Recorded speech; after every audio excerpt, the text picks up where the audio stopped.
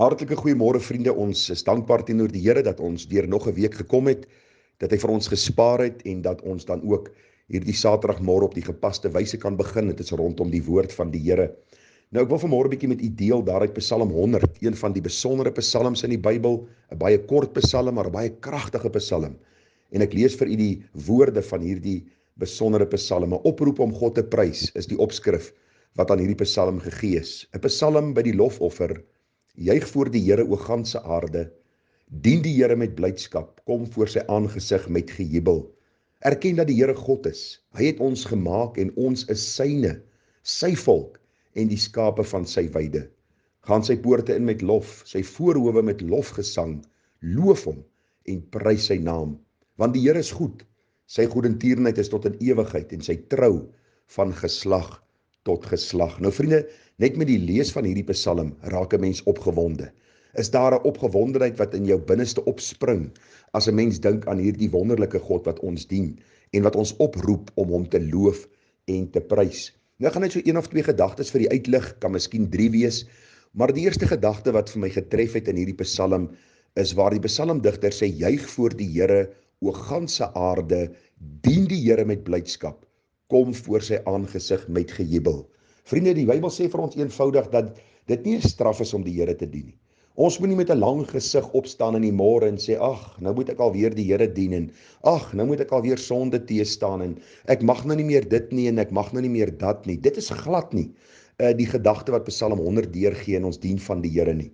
Inteendeel, die teenoorgestelde moet deel van die kind van God se lewe wees. En u sal onthou, ons het nou die afgelope 5 dae die toetse om te kyk of dit wel is wat my siel hanteer, en ons wat aan die Here behoort, hierdie gesindheid moet deel van ons lewe wees. Dat ons regtig moet juig voor die Here, sodat ander wat op hierdie aarde woon, wat die Here nie ken nie, ietsie van Christus in ons kan sien.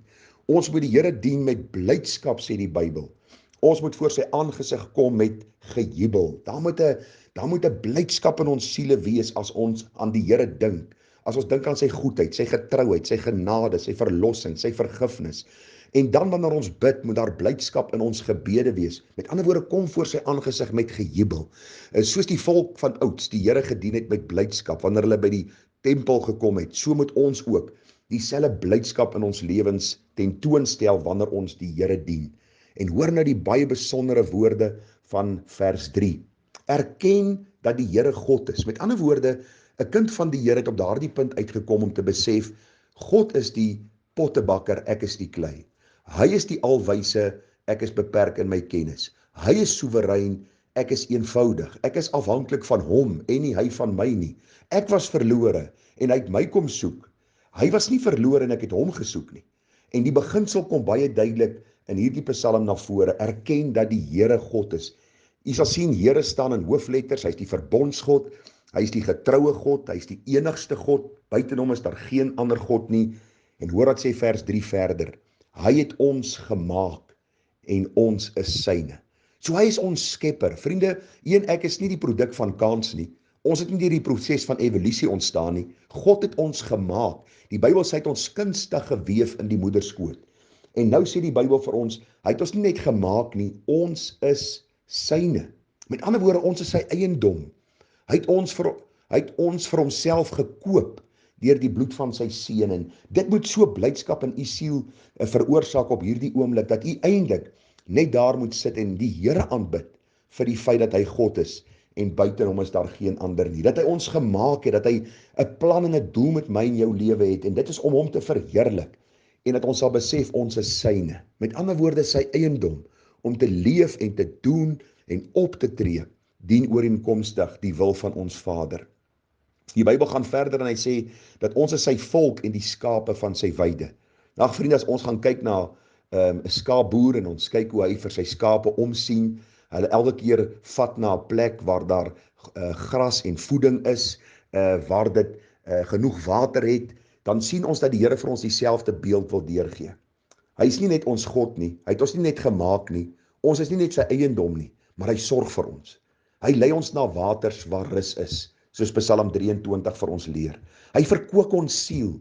Die Here is ons God en daarom het ons vanmôre genoeg rede om bly te wees. Ek weet nie wat jou situasie vanmôre is nie. Miskien gaan jy deur stryd, miskien is daar siekte, miskien is daar probleme, finansiële krisisse, miskien is daar sonde waarmee jy stoei. Maar onthou hierdie Psalm sê vir ons is die skape van sy weide. As jy Johannes 10 gaan lees, sê die Bybel dat die Here is die deur van die skape en as ons deur hom ingegaan het, sal ons ingaan en uitgaan en veiding vind. Wat ook al jou las is, vat dit na die goeie herder, vat dit na hierdie God, wat ook lief is vir ons gekoop het en vir ons sê, ons is die skape van sy weide. Vers 4 en 5 sluit af en sê, gaan sy poorte in met lof, sy voorhowe met lofgesang, loof hom en prys sy naam. Weereens, soos die volk die Here gedien het in die tempel en die voorhof ingegaan het, daar was altyd aanbidding, daar was lofprysing, daar was dankseggings gewees. So moet ons dieselfde patroon in ons lewe aankweek. Dat ons nie morrende, klaande en depressiewe kinders van God sal wees nie, maar juis ons blydskap in die Here sal vind, soos ons in die boek Nehemia lees. Dat daar 'n kosbare en wonderlike verhouding tussen ons en God sal wees, waar ons as nietige mens hom aanbid, loof en prys vir sy goedheid en guns oor ons. En dan sê vers 5 vir ons, eintlik mooi samevattend waarom hierdie lofpsalm geskryf is. Want die Here is goed. Vriende, die Here is goed. En sy goedertierenheid is tot in ewigheid. Met ander woorde, wat ook al jou en my situasie is, dit is die goeie wat God vir ons afgeweeg het vir hierdie oomblik, sodat ons daardeur sy krag in ons swakheid kan ervaar, en dat ons deur die krag van die Heilige Gees kan weet, dat God ook in die moeilike tye vir ons goed is, en dat sy goedertierenheid tot in ewigheid sal duur, tot die dag dat ons hom sal sien soos hy is. Ja, die Bybel sê sy trou is van geslag tot geslag. Hy kan nooit ontrou raak nie. Al is ons soms ontrou, hy bly getrou, hy kan homself nie verloon nie, en daarin verheug ons, daarin verbly ons dat sy trou is van geslag tot geslag. As jy so 'n bietjie in die boek Openbaring gaan lees, sal jy sien, daar gaan 'n dag aanbreek waar ons nooit weer trane, hartseer, pyn, droefheid gaan hê nie. Maar ek wil u vanmôre oproep. Ek wil vanmôre by u pleit om nou alreeds in die patroon te kom van om God te loof en te prys en te aanbid en te dank vir wie hy is, want u en ek gaan dit tot in ewigheid doen. Nou in onvolmaaktheid, ons stoei somtyds, maar eendag in volmaaktheid voor sy troon, wanneer ons in sy heerlikheid gaan wees en deur sy kosbare genade dan ook hom sal aanbid vir tyd en ewigheid. Daarom dan die oproep om God te prys uit Psalm 100, mag die Here vir u genade gee om dit te doen vandag, dit in u lewe toe te pas en dit 'n patroon te maak in u lewe, om te juig voor die Here, om te dien met blydskap en om hom te loof omdat hy goed is, omdat sy goedertierenheid tot in ewigheid is. Mag die Here vir u ryklik seën, mag dit vir u 'n besondere dag wees en mag die Here saam met u wandel en mag u saam met hom wandel en mag u ook sy teenwoordigheid in u lewe ervaar. Mooi dagie vir u verder, seën, en as die Here ons spaar, sien ons mekaar môre by ons oggendediens. Bye bye.